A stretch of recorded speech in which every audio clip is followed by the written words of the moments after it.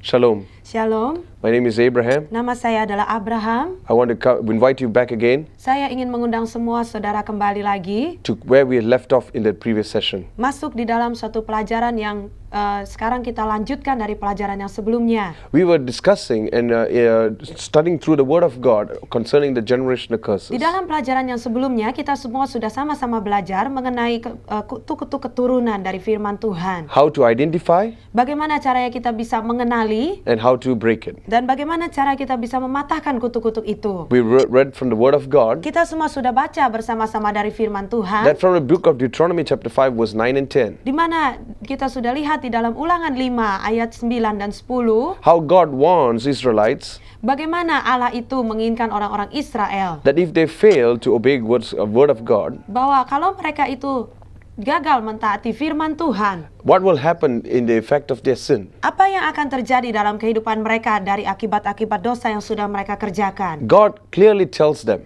Dan Allah di situ dengan jelas menyatakan pada mereka that God will visit even their third and the fourth generations. bahwa Allah itu bahkan akan membalaskan kesalahan kesalahan bapa itu kepada sampai keturunan ketiga sampai keempat. But those who repent and come back to the Lord, Tetapi barang siapa yang mau bertobat dan kembali sepenuhnya pada Tuhan, God will show mercy to the thousands. Allah akan menunjukkan belas kasihan itu kepada beribu-ribu orang. And God will show not only His mercy, but His grace continues forever. Dan Allah tidak hanya menunjukkan belas kasihannya saja, tetapi anugerahnya secara terus-menerus. It was never God's intention that man should live in a curse. Dan ini tidak pernah menjadi maksud atau kehendak Allah bahwa manusia itu akan hidup di dalam kutuk. God's intention for man was always to be a blessing. Kehendak Allah atau maksud Allah bagi manusia adalah supaya manusia itu hidup dalam berkat. Blessing means to succeed. Berkat itu artinya kita hidup sukses. A curse means to fail. Kalau kutuk itu artinya kita hidup gagal. We also identified just now Kita juga bisa mengenalinya tadi baru saja di dalam pelajaran sebelumnya on the symptoms that we could identify to know what is the curse all about. mengenai gejala-gejala atau tanda-tanda mengenai kutuk-kutuk itu yang bisa terjadi di dalam kehidupan kita. We mentioned about spiritual dryness, Saya sudah menyebutkan yang pertama itu tentang kekeringan rohani, family tragedies, yaitu yang kedua tentang tragedi atau kejadian yang parah di dalam suatu keluarga. financial hardships, Kemudian yang ketiga tentang kesukaran di dalam keuangan turmoils in your life. dan juga kejadian-kejadian yang membuat perasaan Anda begitu gelisah dalam hidup Anda. There's a failure complex, Dan kemudian terjadinya suatu kegagalan kompleks atau kegagalan di dalam banyak hal. habits that destroy us, Kebiasaan-kebiasaan yang menghancurkan diri kita. and finally mysterious death. Dan yang terakhir kematian yang misterius. Now I would like to continue from where we have left off Sekarang saudara, saya ingin sekali melanjutkan dari pelajaran yang sebelumnya sudah kita pelajari. to continue to identify what are the causes that brings curse to us. Untuk bisa belajar apakah perkara-perkara yang bisa membawa kutuk-kutuk itu masuk dalam hidup kita. That I would like to identify certain things Dan saya ingin sekali supaya kita bisa mengidentifikasikan bersama-sama beberapa perkara that you maybe can identify yourself. supaya melalui perkara-perkara yang saya jelaskan Anda bisa mengenalinya dari penyebab-penyebab yang terjadi dalam diri Anda. I can also give you certain scriptural verses Saya juga nanti akan memberikan beberapa ayat-ayat dalam firman Tuhan that you'll be able to follow with. supaya Anda bisa mengikutinya dengan baik. You must remember that sin means to miss the mark. Anda mesti mengingat saudara bahwa dosa itu artinya di mana Anda itu meleset dari tujuan yang harus Anda capai. Iniquity is different. Kejahatan itu berbeda artinya. Iniquity, you continue to sin until your conscience is dead. Kejahatan itu artinya bahwa engkau terus-menerus melakukan dosa sampai hati nurani Anda akhirnya menjadi tawar atau mati. It's an act of self-will against God's principle. Ini merupakan suatu tindakan yang berasal dari kehendak pribadi Anda melawan peraturan-peraturan Tuhan. So now we are going to identify Sekarang saudara, kita semua akan mulai mengidentifikasikan atau mulai mengenali what are the probable causes for this curse to come. apakah yang menjadi penyebab-penyebab sehingga kutuk-kutuk itu bisa masuk. Well, I'm going to list a few for you. Saya akan memberikan satu daftar pada Anda Then you will be able to identify with it. supaya Anda bisa masing-masing mengenali penyebab-penyebabnya ini di dalam kehidupan Anda sendiri. And after identifying all the causes, Dan setelah Anda bisa semuanya mengenali penyebab-penyebab dari kutuk-kutuk itu, what I'm going to do with you, apa yang ingin saya lakukan dengan Anda? I'm going to lead you step by step Saya akan menuntun Anda selangkah demi selangkah how to break that curse bagaimana Anda bisa nanti mematahkan kutuk-kutuk itu so you can walk into the fullness of God. supaya Anda semua bisa berjalan di dalam kepenuhan Tuhan. So let us examine. Karena itu mari kita periksa bersama-sama the causes that could cause a curse into your life. penyebab-penyebab yang bisa membuat kutuk itu masuk dalam hidup Anda. Firstly, Yang pertama, idolatry. penyembahan berhala. Now clearly God says in His word in Leviticus chapter 18 verse 21 Sangat jelas sekali firman Tuhan katakan di dalam Imamat 18 ayat 11 that you shall not bow down to any idols. bahwa Anda tidak boleh sekali-kali tunduk atau sujud pada berhala manapun juga. You shall not worship any idols. Engkau tidak boleh menyembah berhala manapun juga. Idolatry is a form of a worship. Penyembahan berhala ini merupakan suatu bentuk penyembahan. Now you can be not just an idol by the stone, Dan mungkin saja berhala yang dimaksudkan di sini mungkin bukan merupakan bentuk patung dari batu atau patung-patung itu saja. idolatry could also mean anything that you love more than Jesus. Tetapi berhala itu bisa saja dalam bentuk apapun juga yang engkau kasihi lebih daripada kasihmu kepada Tuhan. You could love your family more than God. Engkau bisa saja mengasihi keluargamu, kasihmu pada keluargamu jauh lebih besar daripada mengasihi Allah. You could love your wife more than God. Engkau bisa saja mengasihi istrimu lebih daripada engkau mengasihi Tuhan. You come to the point where you love your children until you possess them. Engkau bisa saja mengasihi anakmu begitu rupa sampai engkau sepertinya itu menguasai anakmu sepenuhnya. For others it could be their business. Dan bagi orang lain mungkin saja bisnis atau usaha mereka yang mereka kasihi. For many it could be money. Dan bagi orang-orang lain mungkin saja ini berhubungan dengan uang. These are forms of idolatry, Ini merupakan bentuk-bentuk penyembahan berhala. taking the place of number one instead of Jesus. Di mana kasih kita itu mengasihi berhala itu menggantikan kasih kita dari tempat yang terutama itu Yesus yang seharusnya kita kasih lebih utama. Remember Jesus,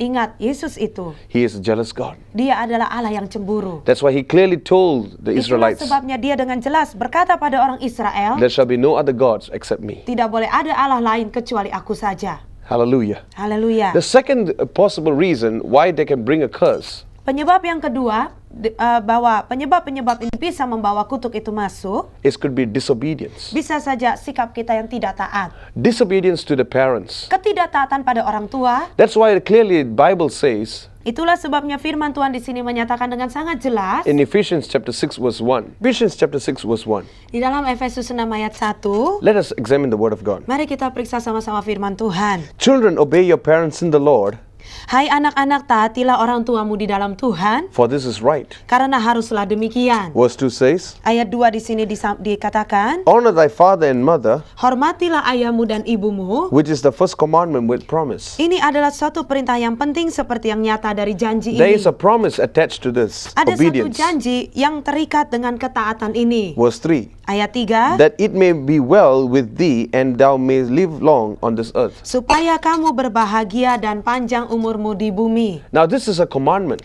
Ini adalah suatu perintah for obedience. untuk suatu ketaatan. And therefore I want you to understand this is not really just for children. Dan karena itu, saudara, saya ingin supaya Anda semua mengerti ini bukan hanya diperuntukkan bagi anak-anak saja, Also for adults. tetapi juga bagi orang-orang dewasa. What about the adults? Bagaimana dengan orang dewasa? The Bible clearly says, submit to your authorities Alkitab ini dengan jelas berkata pada kita, tunduklah kepada pemimpin-pemimpinmu in every area. di dalam berbagai macam hal apa saja. Jesus was very particular about that. Yesus ini sangat menyampaikannya dengan sangat khusus mengenai satu perkara ini. There was a time when a man came to him Ada satu masa pada waktu seseorang datang kepada dia with the issue of tax, dengan mengenai masalah pajak, giving it to God. dengan masalah pajak dan kemudian dia memberikannya kepada Allah juga. Jesus clearly replied, Yesus dengan jelas menjawab pada orang itu, give what is to God berikanlah apa yang menjadi milik Allah and give what is due to Caesar. dan berikanlah apa yang menjadi milik Kaisar. Now that is very important. Hal ini sangat penting sekali. Now it might not go down well with you at this time, Mungkin hal ini keadaannya tidak begitu baik dengan Anda pada masa-masa ini, but obedience brings blessing. tetapi ketaatan itu membawa berkat. Disobedience brings a curse. Ketidaktaatan itu akan membawa kutuk. Now let's look into the next factor, Sekarang mari kita melihat pada faktor yang berikutnya, intrusion.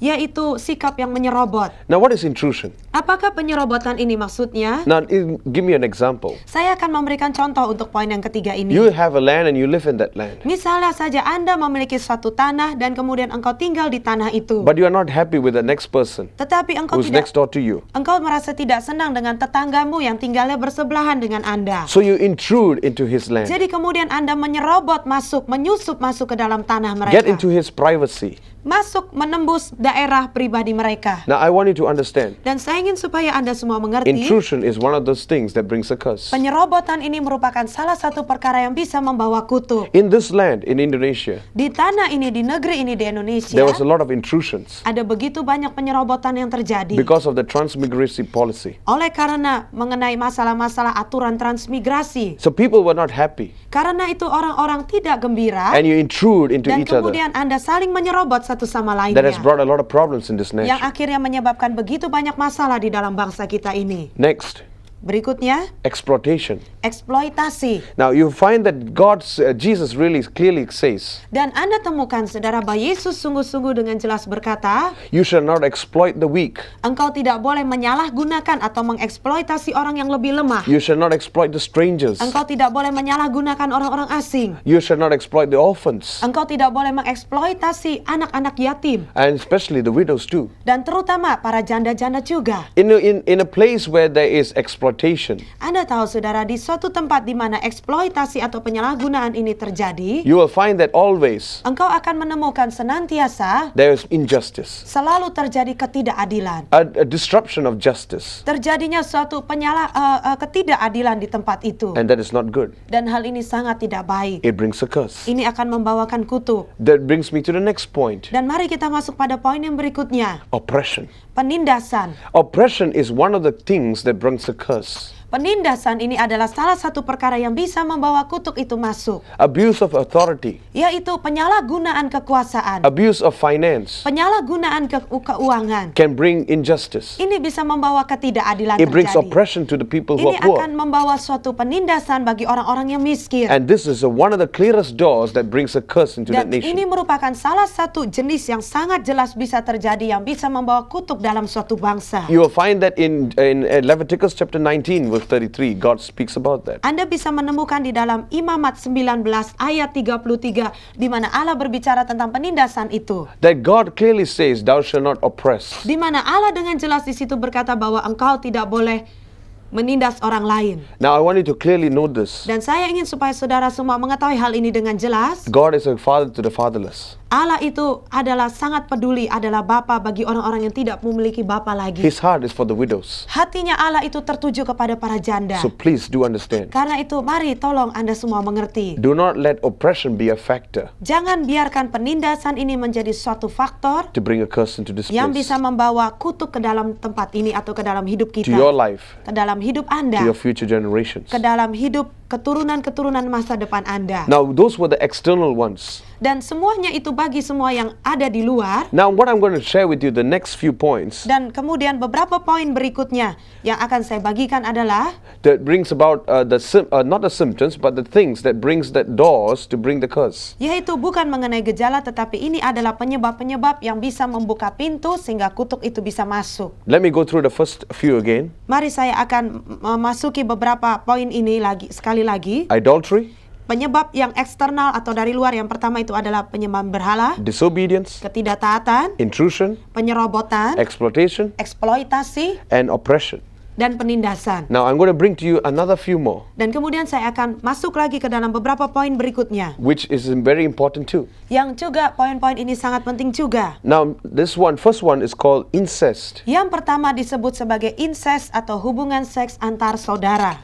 That means within the family. Itu artinya terjadi di antara keluarga. Now it is a common problem these days Ini merupakan satu masalah yang sangat sering sekali terjadi hari-hari ini within the family, di antara keluarga sendiri, father and daughter, yaitu antara seorang ayah dengan anak the perempuannya, mother and the son. antara ibu dengan anak laki-lakinya. This is clearly a violating God's principle. Ini dengan jelas-jelas merupakan pelanggaran dari prinsip-prinsip Tuhan. In Leviticus chapter 18 verse 23, Di dalam Imamat 18 ayat 23, God warns of incest. Allah saat itu mengingatkan mengenai hubungan incest The ini. next one that I want to also share Bagian berikutnya yang ingin saya bagikan juga, is bestiality. yaitu hubungan seks dengan binatang atau dengan hewan. It is maybe not concurrent or maybe common in your country, Mungkin hal ini sudah biasa terjadi di dalam negeri Anda. but it's very common in other places. Mungkin ini tidak sering Anda dengar terjadi di dalam negeri kita, tapi hal ini sering sekali kita dengar terjadi di tempat-tempat lain. God made man for procreation, Allah itu menciptakan manusia untuk supaya manusia itu bisa menciptakan kembali. but it's between man and woman. Tetapi penciptaan kembali itu atau reproduksi itu terjadi antara manusia dengan manusia, laki-laki dengan perempuan. But to have sex with an animal Tetapi untuk berhubungan seks dengan binatang, is very, very demonic. hal ini bersifat sangat demonik atau bersifat roh jahat. And I want you to understand God clearly dislikes it. Dan saya ingin supaya saudara sungguh-sungguh mengerti bahwa Allah sangat membenci hal ini. The next two, Hal yang berikutnya, the next one is called fornication. yang berikutnya disebut sebagai percabulan. That means a married person with a single person, Itu artinya seseorang yang sudah menikah dengan orang yang masih membujang atau yang belum menikah. or two single people together. Atau mungkin juga terjadi dengan orang yang masih sama-sama belum menikah. That's why in the book of Corinthians, Itulah sebabnya di dalam kitab Korintus, Paul warns the church, Paulus saat itu mengingatkan gereja Tuhan, flee from fornication. menjauhlah dari percabulan. Because there's something that happens in fornication. Karena ada sesuatu yang akan bisa terjadi di dalam percabulan ini. God ordained sex, Di mana sebenarnya Allah lah yang menetapkan hubungan seks itu but terjadi. it's within the marriage confinement. Tetapi hubungan seks itu harus terjadi di dalam pasangan yang sudah menikah di bawah pernikahan. Sex outside marriage Hubungan seks yang di luar pernikahan can bring dishonor, bisa membawakan ketidakhormatan, guilt, membawa rasa bersalah, and it also brings fear into the person. dan juga akan membawakan rasa takut di dalam pribadi orang tersebut. And God clearly dislikes fornication. Dan Allah itu jelas-jelas tidak menyukai percabulan ini. And the next one is adultery. Dan poin yang berikutnya adalah perzinahan. God, a married person with another person, a married person. Ini suatu bentuk hubungan antara orang yang sudah menikah dengan orang yang sudah menikah juga. Adultery is one of the commandments that God said, "Thou shalt not commit adultery." Perzinahan ini merupakan salah satu larangan perintah yang sangat jelas dikatakan oleh Tuhan bahwa janganlah engkau berzina. So let me repeat it again one more time. Jadi marilah biar saya ulangi sekali lagi penyebab-penyebab ini. Incest. Yang pertama hubungan incest atau hubungan seks antar saudara di dalam keluarga. Bestiality, Yang kedua adalah hubungan seks dengan binatang. fornication, Yang ketiga adalah percabulan. adultery. Yang keempat adalah perzinahan. These are all sexual sins Ini semua adalah bentuk-bentuk dosa seksual that brings about a curse in our yang lives. bisa membawakan kutuk di dalam kehidupan kita. The next Yang berikutnya is murder. adalah pembunuhan. Exodus chapter 20 verse 13. Di dalam Keluaran 20 ayat 13, Thou shalt not murder. janganlah engkau membunuh. Now that is very important. Hal ini sangat penting sekali. Jesus also went upon a point again. It's not just a physical act. Yesus juga kemudian suatu kali dia menuju kepada poin ini dan dia menegaskan bukan hanya sekedar tindakan bunuh secara jasmani, It also means that from your heart, if you hate another brother, tetapi pembunuhan ini juga berarti bahwa kalau di dalam hatimu engkau membenci orang lain, that is already enough to be a murder. itu sudah cukup untuk menjadi seorang pembunuh. And God does not like people who have differences with people. Dan Allah itu dengan jelas menyatakan bahwa dia tidak menyukai adanya orang-orang yang memiliki perasaan membenci atau berselisih dengan orang lain. Hatred Rasa benci, is equivalent to murder. ini semua sama saja dengan membunuh. So be careful. Karena itu berhati-hatilah. If you have murderous thoughts in your heart, Kalau Anda sudah memiliki pikiran untuk membunuh dalam hatimu, it's advisable that you get rid of it immediately. ini disarankan dengan sangat khusus, saudara. Marilah kita keluar dari pikiran itu dengan cepat. Next, the final point, Poin yang terakhir bribery. adalah sogok. Now, bribery is one of the key reasons that brings about a curse in a country. Sogok ini merupakan salah satu kunci utama yang membawakan kutuk di dalam suatu negara. Let's examine Proverbs chapter 14 verse 34. Mari kita lihat bersama di dalam Amsal 14. Proverbs chapter 14 verse 34 says, Amsal 14 ayat 34 di sini dikatakan that righteousness bahwa kebenaran exalts a nation, but sin is a reproach to any people. Amsal 14 ayat 34, kebenaran itu meninggikan derajat bangsa, tetapi dosa adalah noda bangsa. That's why you find in the economic crisis that took place in Asia, Itulah sebabnya Anda bisa temukan mengenai krisis ekonomi yang terjadi di negara-negara Asia. the most badly affected country was Indonesia. Negara yang paling parah terkena efek dari resesi ekonomi ini adalah Indonesia di negara Asia ini. So righteousness Karena itu kebenaran exalts a nation. meninggikan derajat bangsa. It's time Inilah waktunya that we Christians make a righteous stand. bahwa kita sebagai orang-orang Kristen membuat suatu pendirian yang benar. We have to stand right before God. Kita semua harus mengadakan suatu pendirian yang benar di hadapan Tuhan. It goes very well for Christian businessmen too. Dan ini semua juga harus terjadi dengan sangat baik di dalam pengusaha-pengusaha orang Kristen terutama. I believe very clearly Saya percaya dengan sangat jelas that God spoke to me clearly this year bahwa Tuhan berbicara dengan sangat jelas kepada saya untuk tahun ini. from the book of Psalm 65. Dari Mazmur 65. God,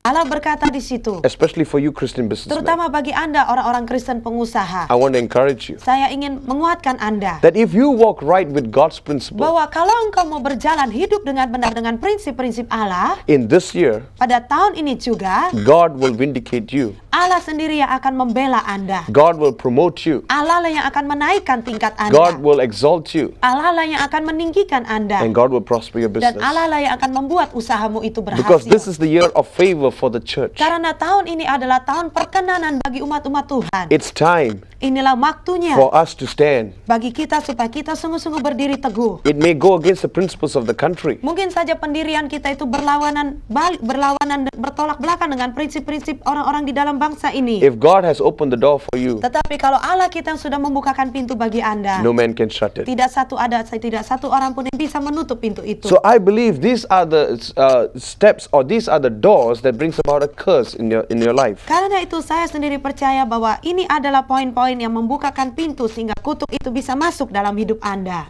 Once again, I would like to encourage each one of you. Sekali lagi saya ingin menguatkan, mendorong setiap Anda. If you have any one of these doors open in your life, Kalau Anda sendiri menyadari bahwa ada salah satu pintu-pintu yang sudah saya sebutkan itu terbuka dalam hidup Anda, it is advisable ini sangat disarankan. at this moment itself, Pada saat ini juga, decide in your heart marilah putuskanlah di dalam hatimu that you close the door. supaya engkau menutup pintu itu. Because when you close the door, Karena waktu engkau menutup pintu itu, immediately the curse is shut. saat itu juga kutuk itu pun akan ditutup dari Anda. The mercies of God will flow over you. Maka berkat belas kasihan Allah lah yang akan mengalir melalui Anda. Now let me lead you how to break those curses. Sekarang mari saya akan memimpin Anda bagaimana caranya mematahkan kutuk-kutuk ini. Please follow with me.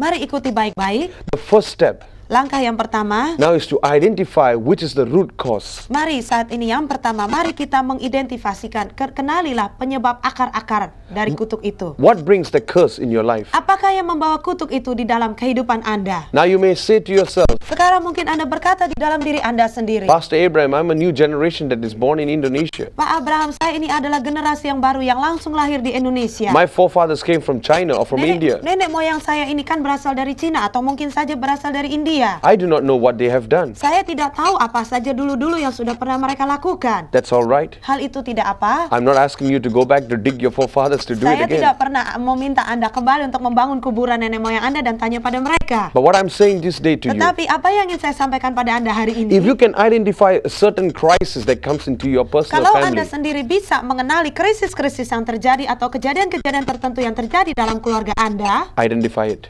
maka biarlah engkau identifikasikan, engkau kenali baik-baik. Immediately repent from it. Maka saat itu juga bertobatlah dari semuanya itu. That's the first step. Itu adalah langkah pertama. The second step Langkah yang kedua is to apply the blood of Jesus over that adalah situation. untuk mengaplikasikan atau menerapkan darah Kristus di dalam situasi Anda. Please remember, Mari ingat baik-baik. in the book of Galatians, Di dalam kitab Galatia, it's clearly stated di situ dengan jelas dinyatakan, that what we sow, apapun yang kita tabur, it is what we are going to reap. itulah nanti yang akan kita tuai. In the book of Corinthians, Paul again states that Di dalam kitab Korintus, Paulus sekali lagi menyatakan hal ini. what you sow Apa yang kau tabur, is what you reap. itulah yang akan engkau tuai. Today, Hari ini, if we sow righteousness, kalau kita menabur kebaikan, then righteousness will be our fruits. maka kebaikan itulah, kebenaran itulah yang akan menjadi buah-buah yang It akan will kita follow tuai. down to our generations. Itulah nanti yang akan terus-menerus mengikuti sampai pada keturunan-keturunan kita. But if we sow in sin, Tetapi kalau kita menabur di dalam dosa, we shall reap it back in maka sin. kita pun akan menuai kembali buah dari dosa As itu. Deuteronomy chapter 5 clearly states, Seperti yang sudah dinyatakan dengan jelas di dalam Ulangan pasal 5 verse 9, ayat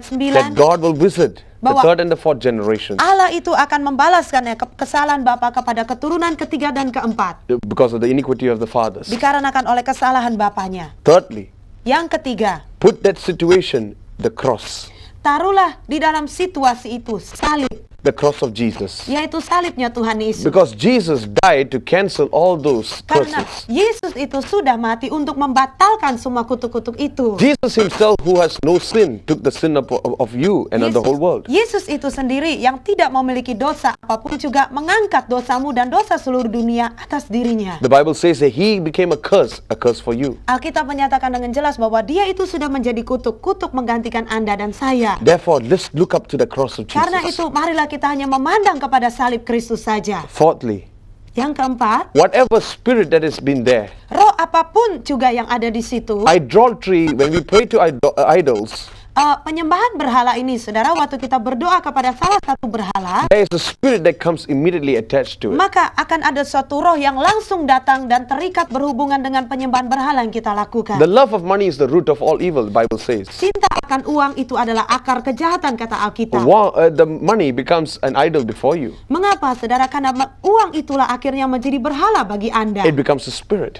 Uang itulah yang akhirnya penyembahan itu akhirnya menjadi roh di You situ. become excessively obsessive to have money. Dan pada akhirnya, saudara, engkau sendiri yang akhirnya merasa terobsesi, rasanya mesti harus memiliki uang. Maybe you have you have murders in your family. Somebody is always a murderer. Di dalam keturunan Anda, di dalam keluargamu ada orang yang membunuh dan kemudian selalu terjadi pembunuhan di dalam keluarga Anda. So what do we do? Karena itu apa yang mesti kita lakukan? We bind that spirit Kita harus mengikat roh itu in the name of Jesus. di dalam nama Yesus. And lastly, Dan yang terakhir, what we need to do is apa yang perlu kita lakukan adalah close every door. kita tutup setiap pintu. Every door of sin. Setiap pintu-pintu dosa. Once that is shut, Sekali pintu itu tertutup, please don't open it again. tolong jangan Anda buka sekali-kali lagi. Because once it's shut, Karena sekali pintu itu tertutup, the mercies of God starts to flow. maka belas kasihan Allah itu akan mulai terus mengalir. So therefore, Karena itu, as you have listened to this, pada saat Anda semua sudah dengarkan pelajaran ini, now I want to invite you personally sekarang saya ingin mengundang Anda secara pribadi to follow with me. untuk mengikuti dengan saya bersama-sama. All I need you to do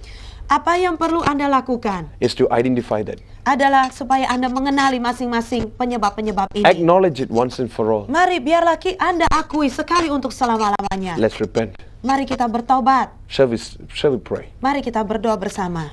I want you to take the place of your forefathers. Saya ingin supaya Anda menggantikan tempat untuk nenek moyang Anda yang And I want you sebelumnya. to stand in the gap between them and God. Dan saya ingin supaya engkau berdiri di celah antara nenek moyangmu dengan Allah.